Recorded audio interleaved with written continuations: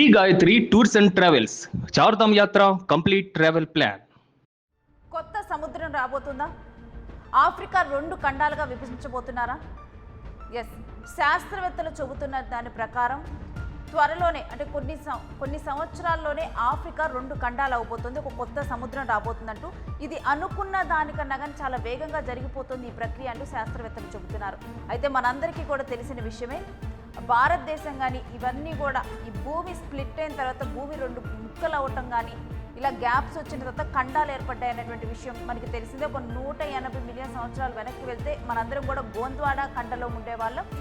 తర్వాత ఆ స్ప్లిట్ అవటం వల్ల కూడా మనం ఆస్ట్రేలియా, అంటార్కిటా నుంచి కూడా విడిపోయి ఇప్పుడు ఏసియా ఖండంలో ఉన్నాము.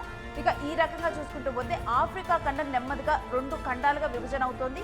ఇది లక్షల సంవత్సరాల్లో జరిగే ప్రక్రియ అయినా కానీ ఇటీవల అధ్యయనాలు చెబుతున్న దాని ప్రకారం ఈ విభజన ఊహించిన దానికంటే వేగంగా జరుగుతుందని శాస్త్రవేత్తలు కనుగొన్నారు. అయితే ఇందులో భాగంగా ఒక కొత్త సముద్రం ఏర్పడే అవకాశం ఉందట. అయితే అసలు ఏం జరుగుతోంది తూర్పు ఆఫ్రికా రిస్ సిస్టంలో అనేది మనం చూస్తే కనుక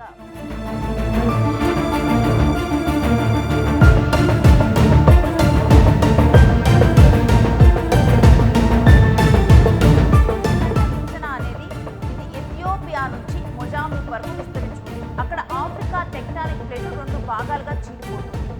న్యూయమిక్ ప్లేట్ అంటే పశ్చిమం ఆఫ్రికా చాలా భాగం ఇందులోనే ఉంది, పశ్చిమ భాగం. ఇక సోమాలి ప్లేట్ అంటే తూర్పు సైడ్ ఉంది. సోమాలియా, కెన్యా, ఎథియోపియా, ఈ కొంత భాగం మడగాస్కర్, ఇవన్నీ కూడా ఈ తూర్పు ప్లేట్లో ఉన్నాయి. ఇక ఈ 2 ప్లేట్లు సంవత్సరానికి సుమారు 4.7 మిల్లీమీటర్ల దూరం కదులుతూ ఉంటాయి. అంటే ఇది ఎక్స్పెక్ట్ చేసిన దానికన్నా చాలా ఫాస్ట్గా కదులుతూ ఉంటాయి.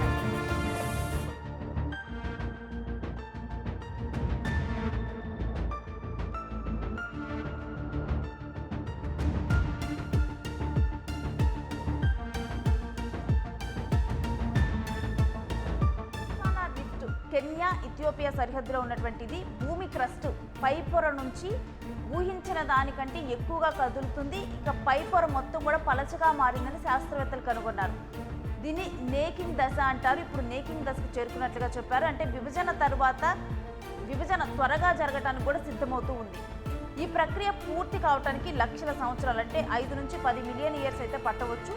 ఇక అప్పుడు ఎర్ర సముద్రం మరియు అడెన్ గల్ఫ్ నీరు రిఫ్ట్లోకి ప్రవేశించి ఒక కొత్త సముద్రం అంటే 6వ మహాసముద్రం ఏర్పడుతుందని సైంటిస్టులు చెబుతున్నారు. హర్న్ ఆఫ్ ఆఫ్రికా ఒక చిన్న ఖండంగా మారవచ్చని చెబుతూ ఉన్నారు సైంటిస్టులు.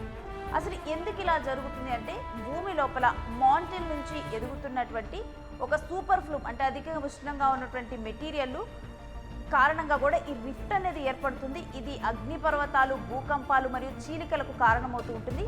ఈ ప్రక్రియ మన భూగర్భ శాస్త్రాన్ని అర్థం చేసుకోవడానికి ఒక గొప్ప అవకాశంగా కూడా సైంటిస్టులు అయితే భావిస్తున్నారు.